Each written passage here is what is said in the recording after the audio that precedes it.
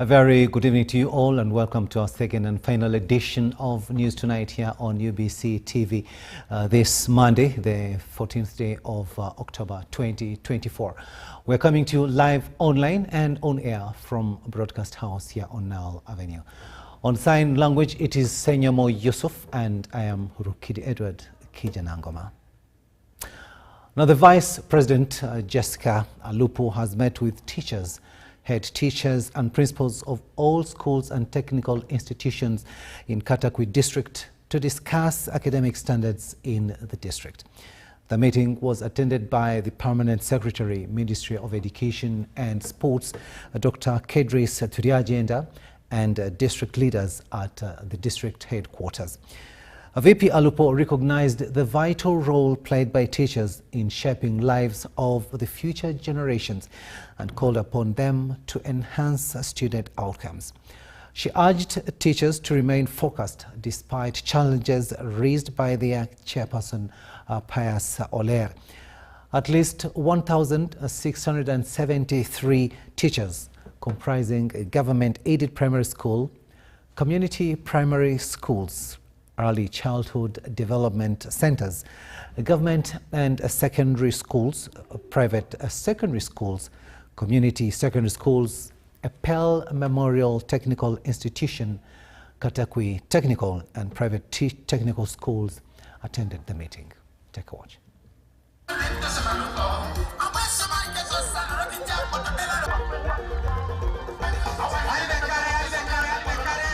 From the 10 primary teachers' colleges stopped training grade 3 teachers to date. No new teachers have been passed, and yet many are retiring, dying, absconding, going for greener pastures, and so forth. The issue of ECD teachers to have a university degree is a serious challenge to us today. We are headed towards a crisis of primary school teachers in this country. So we count more 4 to 8 years without having new teachers in the field. What will happen to education system in this country? We have subsequent administrative units which have been created. You find you create a sub-county which has been created, but it does not have particular designated land for a secondary school. So I had to go out of the normal routine to actually acquire land for our secondary school in Okulonyo as their leader. But it is something that should inform government. Now, when I did it that way, I imagined that there are quite a number who could be having the land challenges. Like some of these schools, the primary schools that were setting up, there are some new parishes, and you find there's no planning. You and I, as teachers and head teachers, you know that our focus is the learner. That is the reason for which schools exist. That is the reason for which we exist. It is the learner. We are treating these children whom we are going to meet tomorrow. Ladies and gentlemen, let me start by extending my appreciation to you, teachers, for responding to my invitation to come here and interact with me and all the team who has spoken. Thank you very, very, very sincerely. Secondly, I want to thank all the leaders who have spoken, including the teachers' representative who presented the memorandum, for the clarity, the patriotism, attitude with which we have shared the messages. Let's clap for ourselves. In a special way, I would like to thank the Permanent Secretary, Ministry of Education and Sports, for creating a full day for Katakwi district. These people asked for a technical institute in memory of that late teacher who happens to be my father, my biological father. And they also asked for Priscilla Girls Senior Secondary School for this district, which is also operational. And that very day, they asked for Toroma County, because that time this county was still one. So all the three things which were asked that day have come to fulfillment. And we want to thank God for that. The head teachers proposed that as their member of parliament, I look for printers and photocopiers, one for Toroma County, one for Ngariam County, and one for Usuk County. I wish the children success in the coming P7, S4, and S6 examination, and I'm prepared to host you in the award-winning ceremonies, which will benefit both the teachers and the learners. Because we are, and the nation is, Yalama Noi. VP Alupo ending that story there.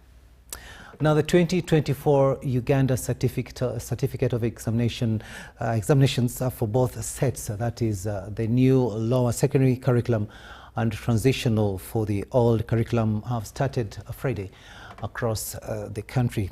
Rather, they started Monday across the country. Now, the schools UBC visited say they received the papers early enough and examinations started on time. However, some universal secondary education schools in Kampala decry the insufficient funds to run the exams. Meanwhile, Uganda National Examinations Board, UNEB, has promised to work with schools and put measures in place to assist them recover their school fees balances from candidates requesting head teachers to avoid blocking candidates from accessing examination rooms.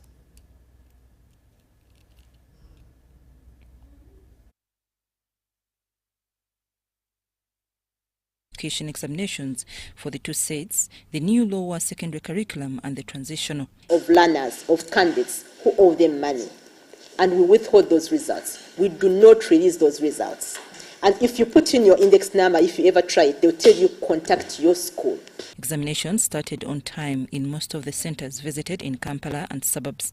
The head teacher at Kololo High School, Hajat Amina Mokasabuyenza, said the setting has been on scenario basis. One they've just done calls for a lot of understanding and not groundwork. They are scenario-based questions, and I believe my students have done these papers because. She, however, says as a school under USE program, it has not received capitation grant, and this is going to affect the smooth running of the examinations under the new lower secondary curriculum. Chemicals. For the practicals that will be done, we have to have money to run exams, to transport exams, and so on. So it's a big challenge. It's a bother to most of the youth schools.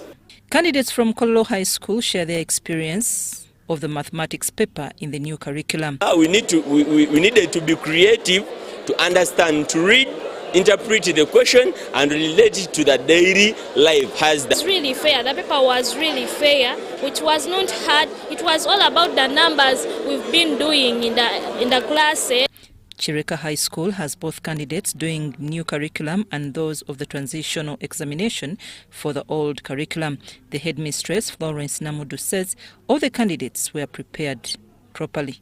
Chitanywa Jude Pius, the head teacher, Progressive Secondary School, Chitante, appreciates government for the new lower secondary curriculum. Follow the guides, and the teachers got a better guidance on how the exams or the papers, the questions are going to be set and how the answers have to be given. I appreciate my teachers for having taken our learners to many places of field work to actualize what is really the raw secondary curriculum is all about. Candidates at Buwambo Seed Secondary School in Wakiso expect to pass with flying colors. School administrators say they have equipped candidates well and urged them to answer questions calmly.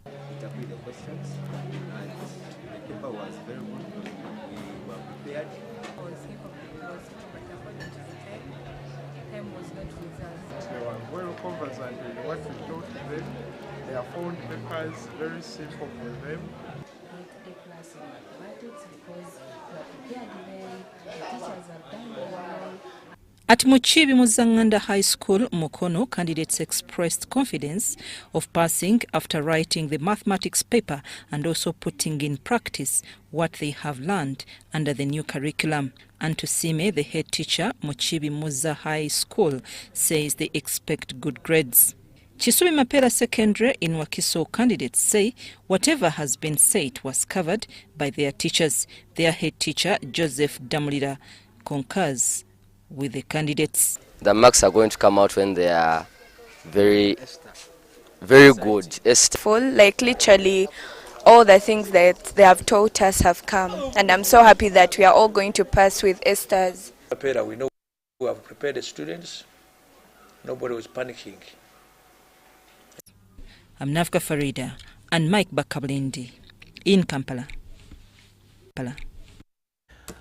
We'll remain with the UCE exams momentarily, and as senior 4 candidates start writing their exams, Wakiso Area Supervisor Akelo Mary has tasked head teachers in Kira Municipality to avoid any examination malpractice during the exercise of the UCE.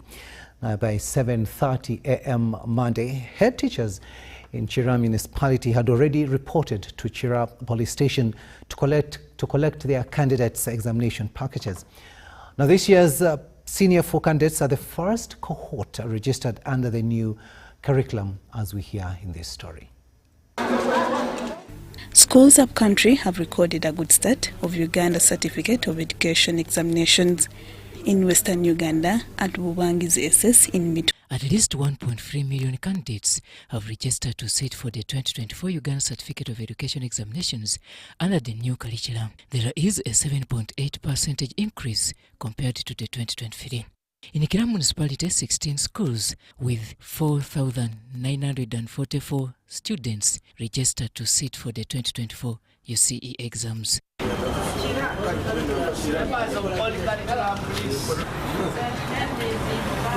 By 8:30 a.m. after briefing, head teachers noted they had received their packages, starting with those to sit for the exams in the old curriculum.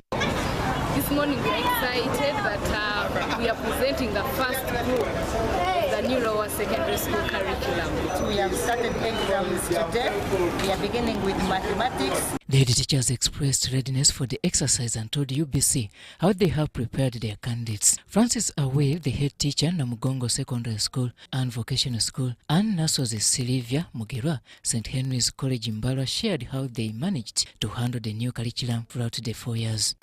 My students and teachers were scared when we had just started the new curriculum, but now everyone is on board. Challenges at the beginning because most teachers didn't know what to do, but with the help of UNEM, they were guided on the interpretation of the syllabus and the curriculum.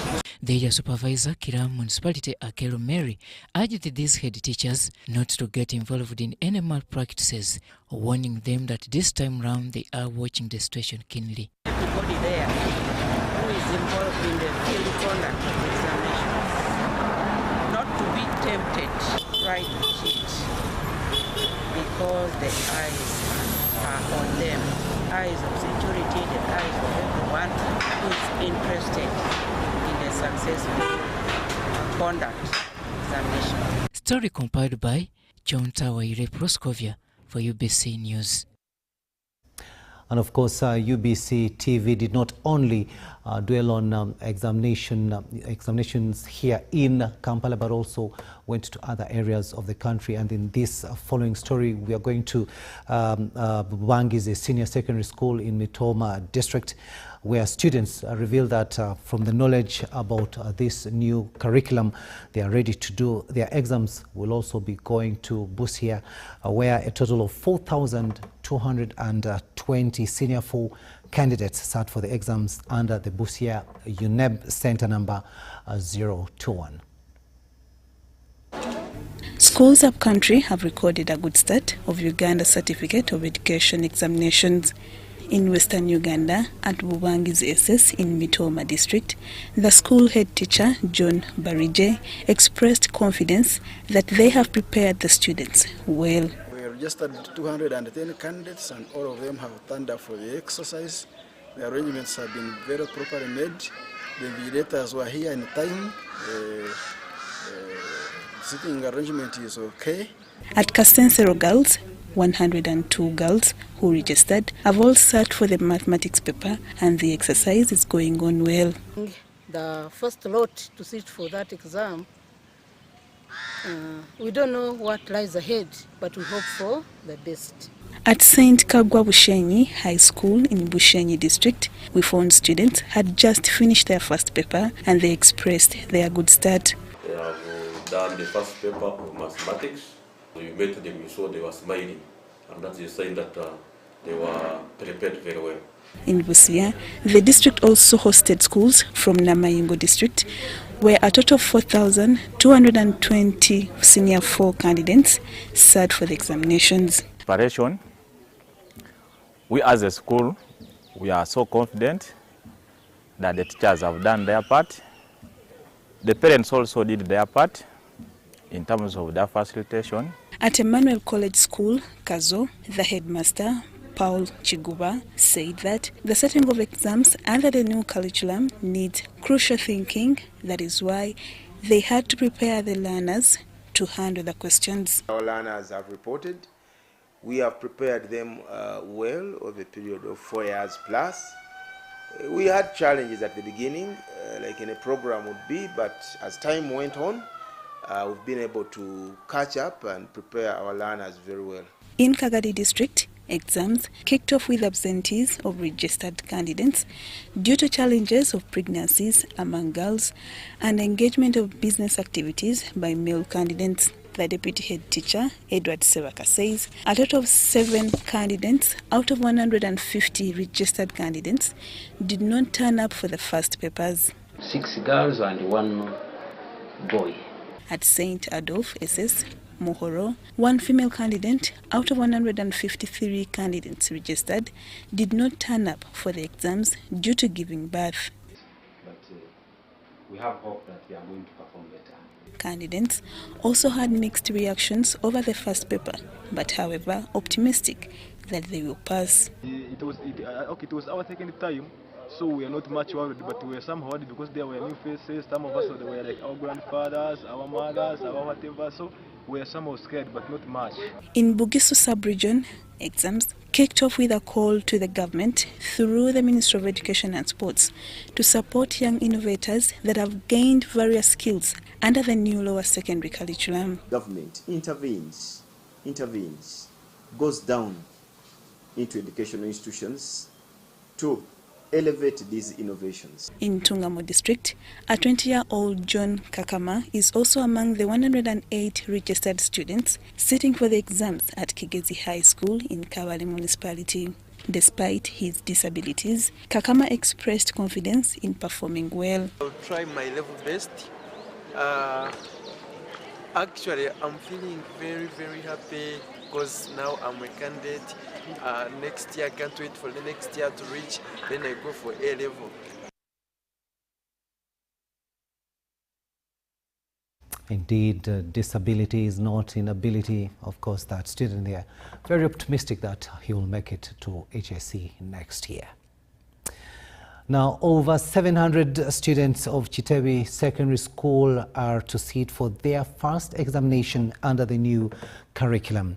Invigilators carefully checked students one by one before they entered the classrooms, ensuring everything is in order before they start for the papers.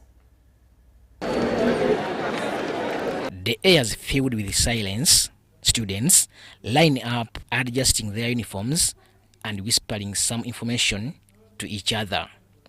Invigilators walk with a purpose, guiding the flow of students towards the examination rooms.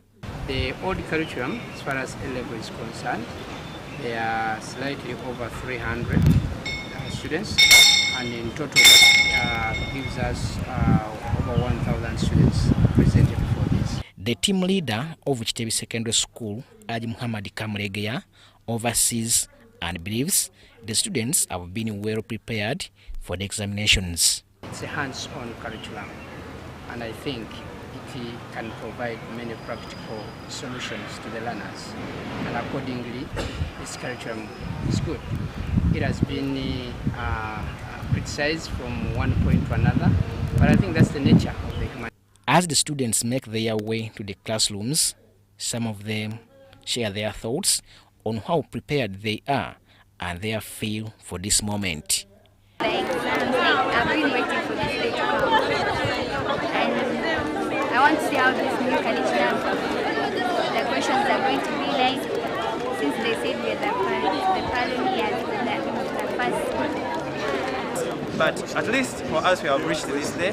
Until the end, we pray that all we get is success and we get no worries or any hurdles. This day, that's why I've been working hard to prepare myself.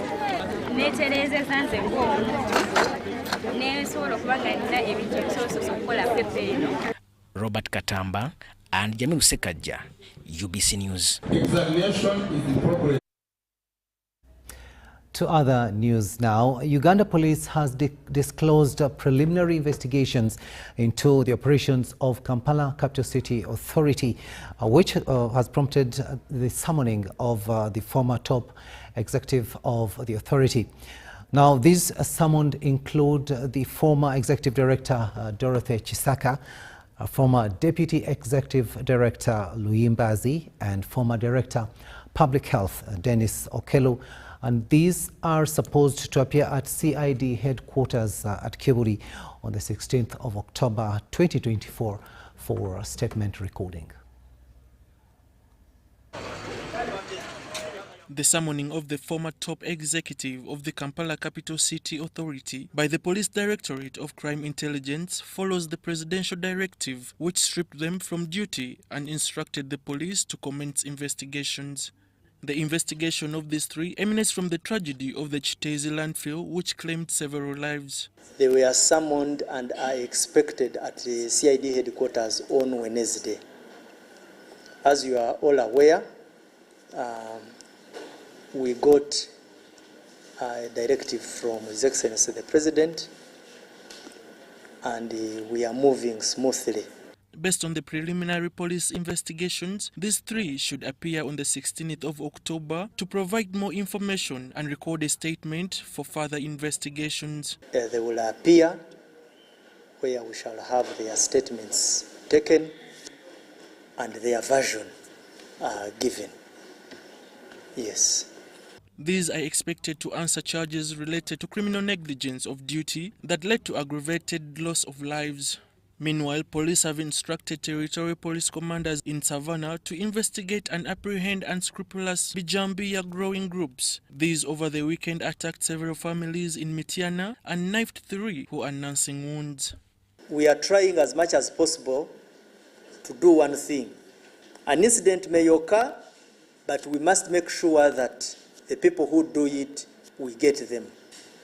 And we guess even this time, with the Bijambia incident of Mityana, police will make a breakthrough. Police have called parents and guardians to upscale their vigilance to counter increasing cases of child kidnap for ransom. At least 3 children were rescued and 18 suspects arrested in connection to the kidnap. We managed to rescue the child and also apprehend 18 suspects.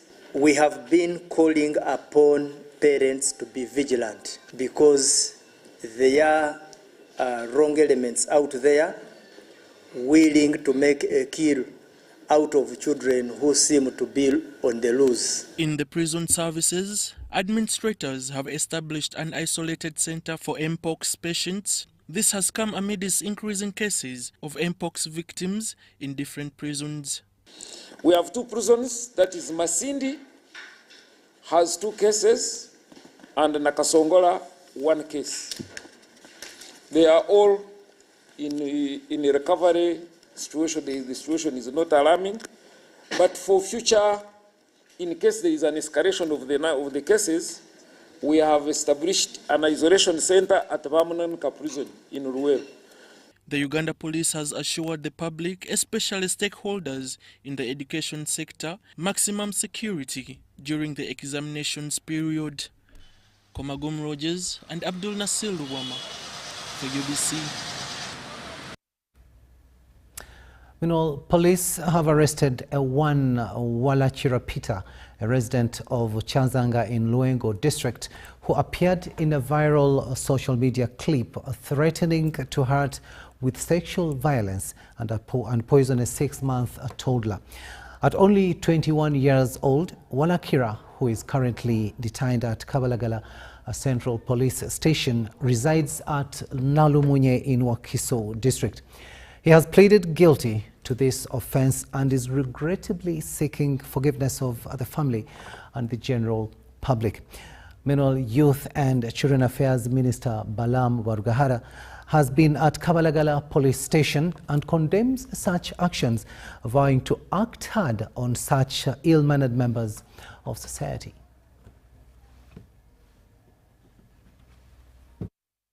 Made the public complain so much about our behavior. He's a man who is threatening to rape and defile and kill a young baby using poison. I think such men on social media. He said, "This girl, if this is my daughter, I will do anything on you. As beautiful as you look. You know, there after he killed him, and you kill her with poison, so you can kill people. How many have you killed?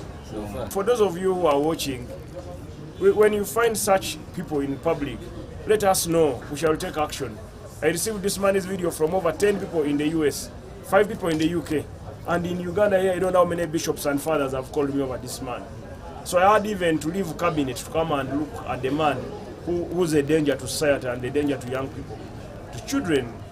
So this man should be, probably DPP, maybe you may find a case against him.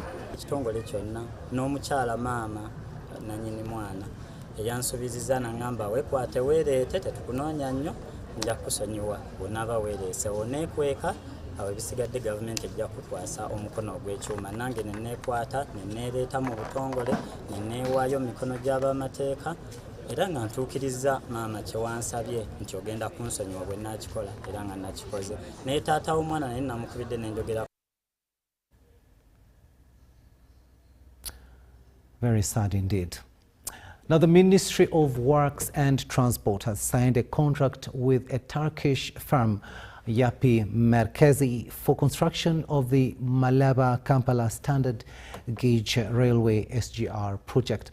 Works Minister General Edward Katumba Wamala told UBC that negotiations are complete and the SGR initiative will cost 2.7 billion euros. The signing took place at SGR offices in Ndakawa. The project, conceptualized by President Museveni in 2008 to enhance regional connectivity and trade. The project encountered setbacks when initial plans with a Chinese company called China Harbour and Engineering Company Limited fell through due to funding hesitations.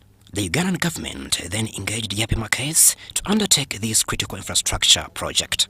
After extensive negotiations, the contract for the 1,700 kilometers railway line, beginning with the 273 kilometers stretch from Malaba to Kampala, has been signed, with completion expected in at least 4 years. This standard gauge railway, because of the speed which you had, 100 for goods, 120 for passenger, you'll be able to move the goods faster and people faster and safer. The idea really, the whole thing behind was to enable trade, facilitate trade, movement of goods and people, faster, safer and more affordable. Future extensions will include routes from Kampala to Mpondo at the DRC border, connecting through Bihanga and also going to Muko in Kabale, then stretching to Merma Hills at the border of Uganda and Rwanda, and another route from Toro to Gulu, reaching Nimule at the border of South Sudan and Uganda. So if we are going to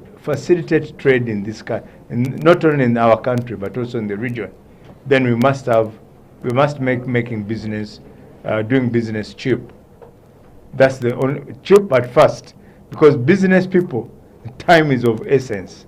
He wants the container from Mombasa to here in 2 days or 1 day, not 14, because he has to go back, load and bring more goods. The entire SGR initiative is projected to cost approximately 2.7 billion euros and is going to be funded by the Ugandan government. Yapi Marquez is also the same company involved in Tanzania's SGR project. It will provide a railway system for both cargo and passenger services. Yapi Marquez is one of the leading Turkish overseas contractors, which have successfully completed various projects in Africa and other continents. I'm confident that Yapi Marquez will deliver the railway on time. The cargo trains are expected to travel at 100 kilometers per hour, while passenger trains of around 20 kilometers per hour, aiming to reduce transportation costs and travel times and also strengthen the regional economy. And this SGR is going to be a game changer for the government of Uganda. Uganda will be a transport hub linking up with South Sudan through SGR, linking up with DRC, linking up with the Republic of Rwanda. As Yapi Marquez, we are incredibly proud to bring our over 50 years of experience in rail construction to this endeavor.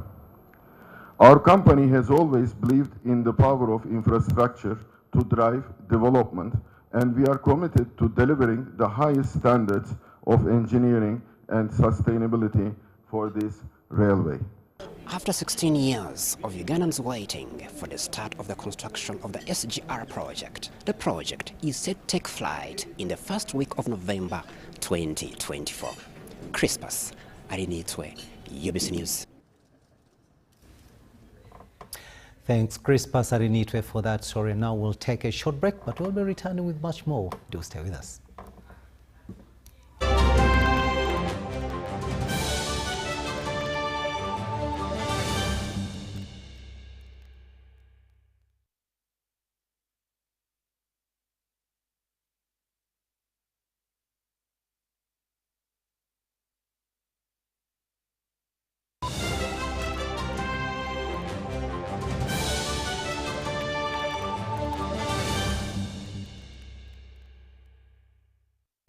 Winning requires the stamina of a lion. But most importantly, it requires that you carry that water up the top of the hill. However, you must use a spoon. Take the water now. Go, run, climb up the hill. 72 spoons. Faster, go, go. Winning is hard, but with MTN Momo, it's easy. Simply pay or shop with Momo for a chance to win mobile money every day. Use the Momo app or dial *165*3#.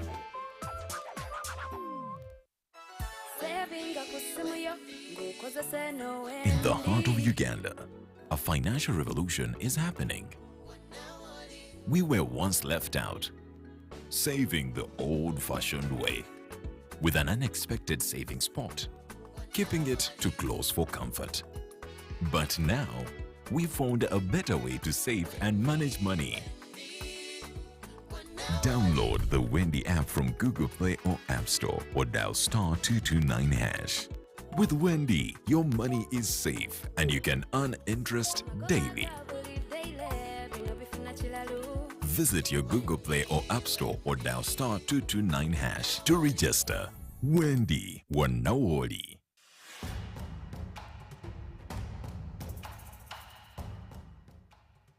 Amazina ganje ninyetekwa Seruhanga John Bosco induga mu district ya Rukungiri nyo muhanguzi wa miliyoni 18 na Uganda National Rotary nzahangwire urwo mu kuzana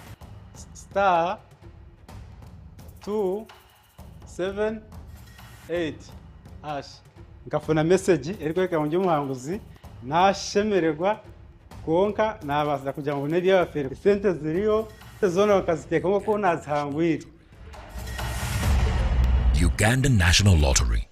Dream, play, win. Participants must be 18 years or older. Play responsibly. The Uganda National Lottery is operated by Ituba Uganda and regulated by the National Lotteries and Gaming Regulatory Board.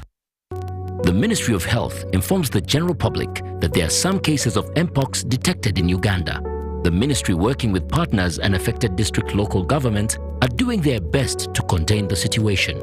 The signs and symptoms of Mpox are body rash, fever, general body weakness, headache, sore throat, nasal congestion or cough, and swollen lymph nodes. You can prevent yourself from getting infected with Mpox by avoiding close contact with people who have been confirmed to have Mpox or who have signs and symptoms of Mpox. Avoiding touching or sharing personal items like beddings, eating utensils, phones, or other belongings of a person who has the signs and symptoms of Mpox. Avoiding contact, including eating, with all wild animals, alive or dead, especially those known to carry the virus, such as rodents and monkeys, and those that appear sick or have been found dead. Getting vaccinated if you're among those who have been identified to be at high risk of Mpox infection. Mpox is treatable and usually goes away after 2 to 4 weeks. However, it can be severe, causing even death, especially among children, pregnant women, and those with other health conditions. For more information and support, contact your nearest health worker. Call the Ministry of Health's toll-free line on 0800 100 066 or send a free SMS to YouReport on 8500.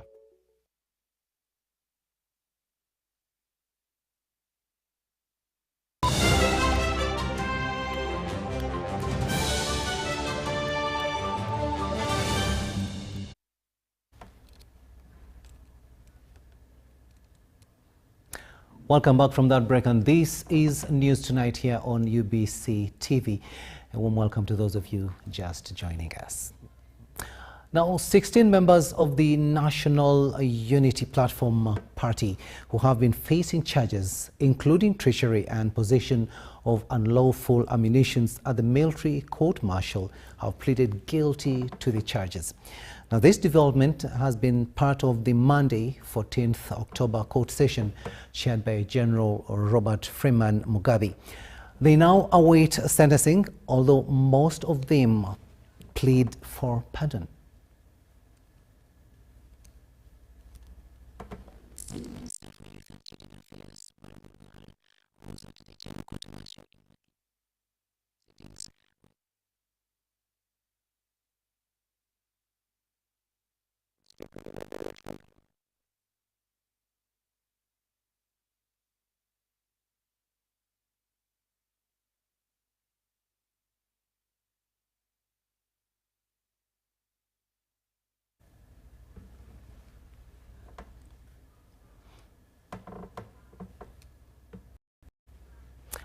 And we do sincerely apologize for the bad quality of sound in that story there.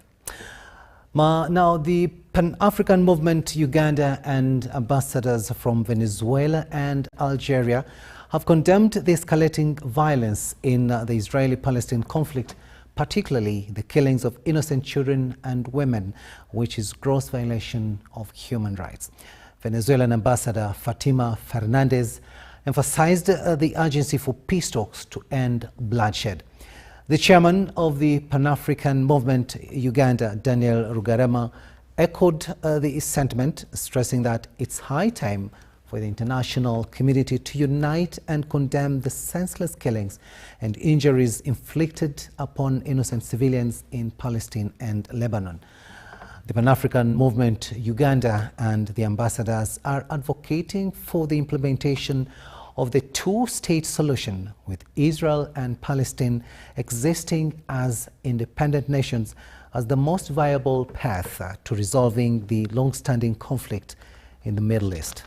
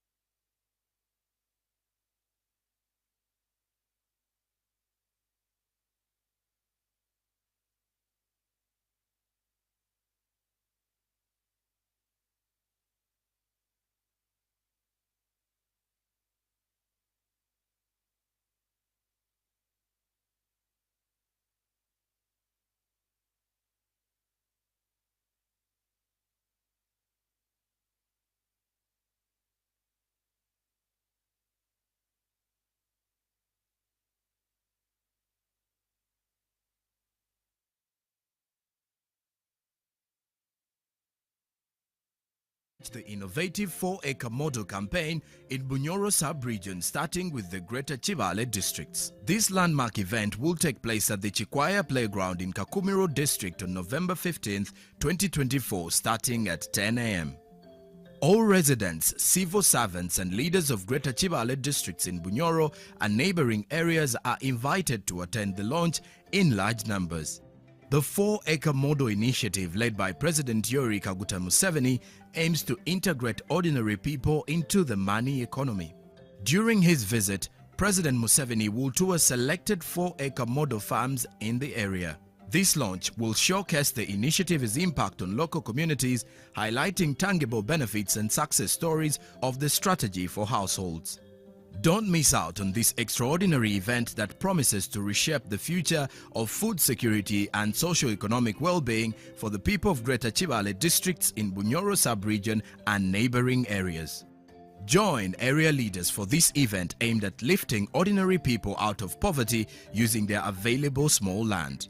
The mega event will be held at Chikwaya Playground in Kakumiro district, Greater Chibale on November 15th, 2024 at 10 a.m.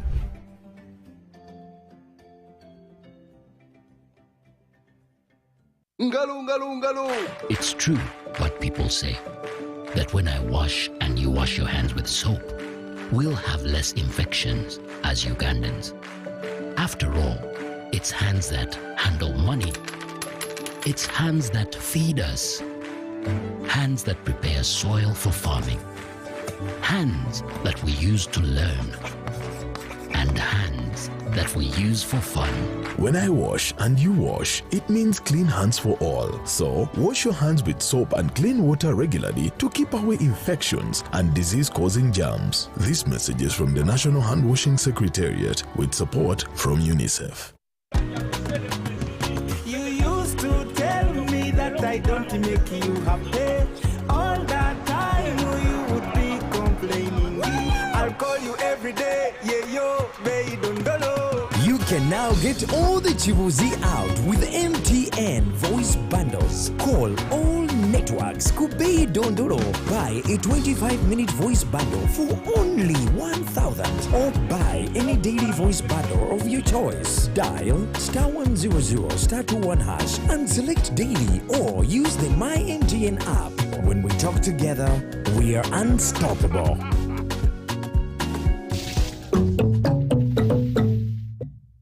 The East Africa UK Tourism and Cultural Expo 2024 is here, happening on 8th and 9th of November 2024 under the theme Enhancing Tourism as Engine for Social and Economic Transformation on the sidelines of WTM London at the Rembrandt Hotel, 11 Thurlow, PI South Kensington, London, SW7 2RS, United Kingdom. The guest of honor will be the Right Honourable Rebecca Kadaga. For tickets, exhibitors will pay £1,000 and participants will pay £300. For more information, call +256 787 096 100 or +254 795 806 969. Visit www.eauktourismexpo.com to register.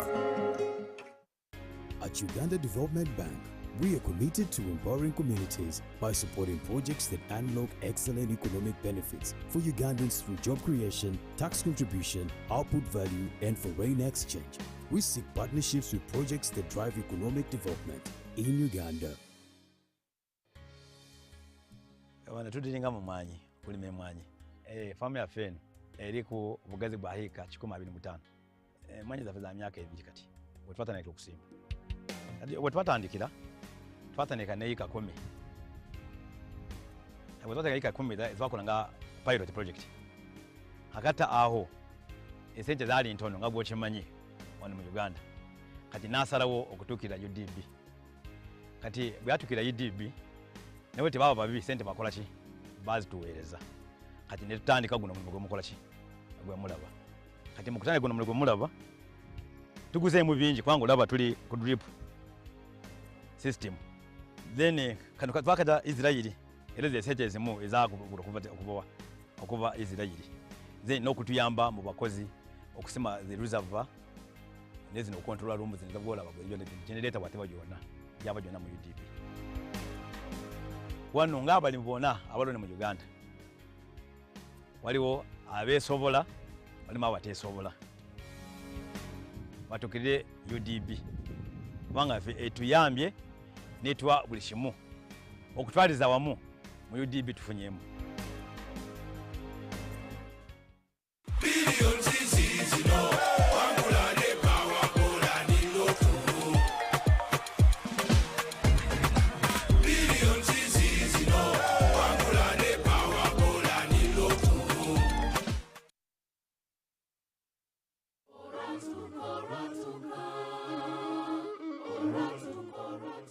In a world where every day is a battle for survival, one man endures grueling hardships just to make a living. Yes, sir. In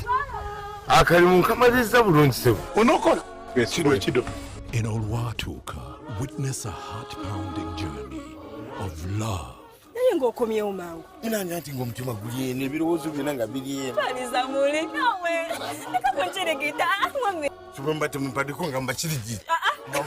Pain, acrimony, and justification.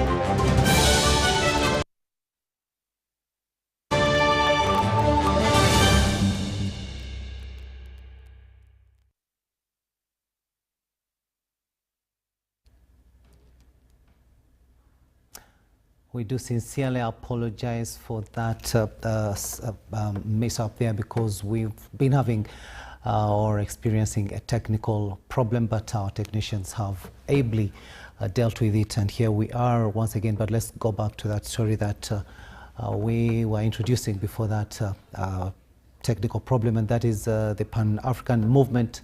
Uganda and ambassadors from Venezuela and Algeria have condemned the escalating violence in the Israeli-Palestine conflict, particularly the killing of innocent children and women, which is gross violation of human rights. Venezuelan Ambassador Fatima Fernandez emphasized the urgency for peace talks to end the bloodshed. The peoples of the world to be aware of what is happening in Lebanon and Palestine today. We cannot be allowing that a genocide is happening in front of our eyes. It's being streamed live in our phones, and we cannot stay impassive before that. We have to take action. We have to keep raising our voices and to call for a ceasefire. So African countries, they should be united, and they should open their minds that one day, as the speaker, the founding and speaker of Pan-Africa, he touched upon, he said that Uganda one day it might be a target. So you have to be careful, you have to be very, very cautious that there's a dirty plan to steal Africa, to eliminate us. By any way they can create, they can. So is force, but for us we shall. Each one's keeper. You have to be your brother's keeper. Today, when it's Lebanon, the entire world, including Africa. Because when you kill people, that means you don't value the right of.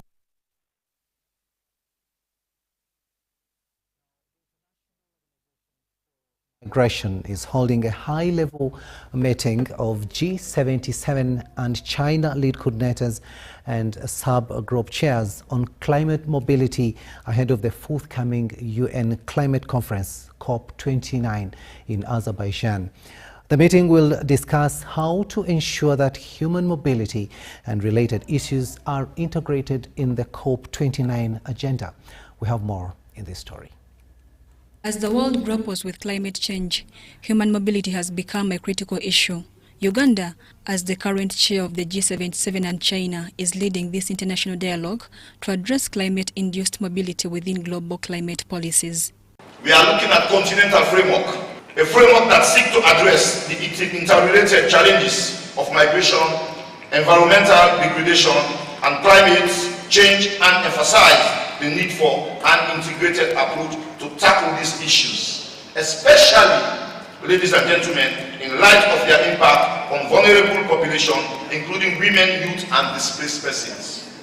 This strategy development meeting intends to, among others, provide a platform for collective engagement in identifying key steps for building common positions for thematic areas and agenda items for COP29, and also building on the group's priorities. With climate change affecting the world's poorest countries, there is a growing demand for developed countries to fund these countries to adapt to the shifting climate realities. And the Paris Agreement says that developed countries, not developing countries, have a responsibility to provide finance. And we hope that this financing would be of scale and quality. What do I mean of scale? Should be in trillions of dollars. You know, the 100 billion that was promised years ago, you know, we don't think it has been fully delivered as developing countries. Now we look for trillions of dollars that will address climate change. As a mother and as a father, if the climate change will affect the water scarcity, will affect flooding, will affect the livelihood, will affect clean water for your children, will affect access to food, access to schools, access to health services, definitely it will affect peace. Definitely people will move. And definitely people will migrate and leave their countries seeking livelihood and better lives for their children. Participants want a swift implementation of international commitments to combat climate change, emphasizing the urgency of securing resources for vulnerable nations. So going back is for the G77 and China to tell the rest, because this is the biggest negotiation block there is, to tell them we should implement whatever we agree to. We should take into action these commitments that are made. And those countries who pledge to fund or reduce carbon emissions should take concrete action. IOM Uganda's Chief of Mission, Tejan Sanu Savage, highlighted the various strategies the IOM has developed to address climate-induced migration. Through collective efforts with the government of Uganda and other key stakeholders, we have managed to tangibly progress in addressing climate-induced migration, disaster risk reduction, and the protection of vulnerable population. We have implemented climate resilience program, provided livelihood support to affected communities, and enhanced the capacity of national institutions to manage displacement migration in the context of climate change. Mary Namkose, UBC News. Now, opposition members in Parliament have been denied access to Roko Construction Limited premises. Led by the Leader of Opposition in Parliament, Joel Senyonyi, the Shadow Cabinet met a deadlock after being denied a chance to carry out what they described as an oversight role. Now, the team from Parliament wanted to ascertain utilization of over 200 billion shillings, which government has injected in Roko Construction Company. Our reporter Daniel Mugoya gives us more. The Leader of Opposition, Joel Senyonyi, and the Shadow Cabinet arrived at the Roko Construction Limited premises in Kampala as part of their cardinal role of putting government on check. The team knocked at one of the entrances for this premise, but in vain.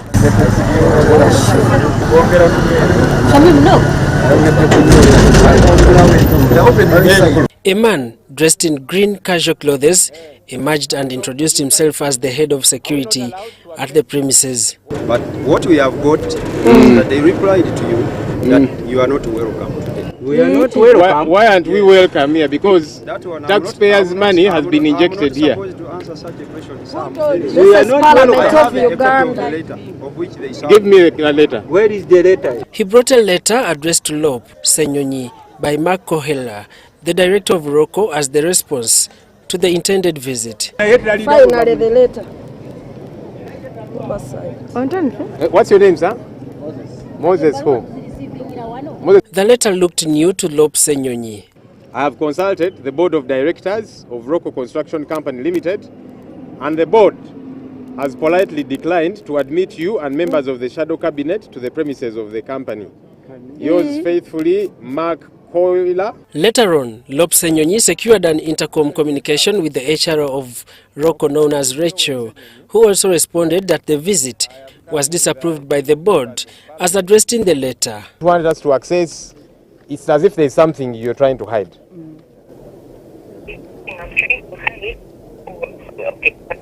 Yes?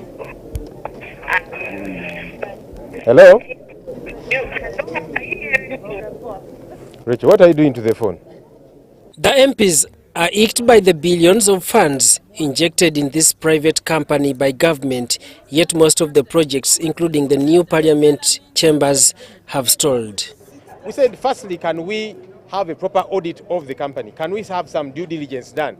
Can we value this company, its assets and liabilities? So that if government is saying they want to buy shares in this company, we know that we are buying real shares, or that entire process, that the taxpayer is properly covered. Because these monies would have been used to build roads, hospitals and schools. There are so many Ugandans who have been impoverished down there in the villages, deep down in the villages, but they cannot access such funds. Government took a decision to bail out Roko Construction Limited to avoid what they described as capital flight by sponsoring local companies. What's that money doing? If staff are not being paid, if the projects meant to be run are not being run. The members of parliament have threatened not to listen to any demands by Roko if channeled through parliament. So we shall bang the tables in parliament if any matter comes on the floor regarding any supplementary budget, because they cannot account. The parliament gave out 263 billion to local.